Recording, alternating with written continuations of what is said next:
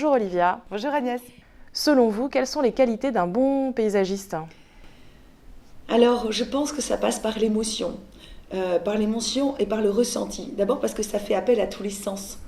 Le regard, la vue, on entend les bruits, on sent l'odeur. Et qu'est-ce qui vous submerge quand vous arrivez sur un lieu, le paysage autour, avant que ça devienne un jardin? Qu'est-ce qui se passe? Voilà. Quelles sont les émotions? Quelles sont celles qui vont surgir? Donc être attentif à ça.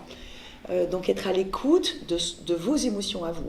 Après, il y a une deuxième écoute, ce sont évidemment celles du client qui a fait appel à vous, parce qu'à ce moment-là, il va falloir écouter ses désirs, s'il en a, à moins qu'il vous laisse carte blanche.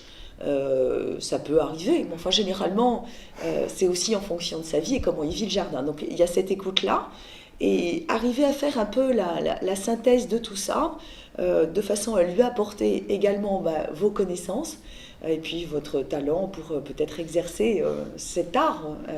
C'est un peu comme lorsqu'on regarde un tableau, en fin de compte.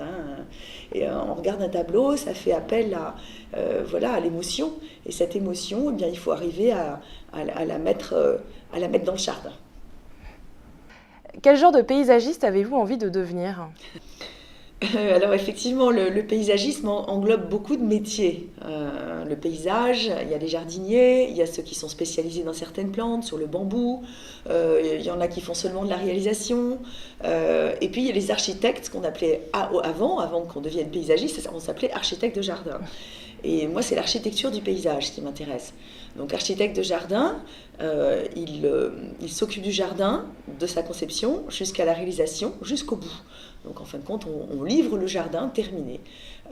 Et c'est le prolongement de la maison sur l'extérieur, puisque c'est la maison qui est le centre de vie, et c'est ce jardin, puisque le jardin est un endroit clos. Et donc, c'est de ça dont on va s'occuper, c'est cet espace qui m'intéresse. Merci pour cette interview, Olivia.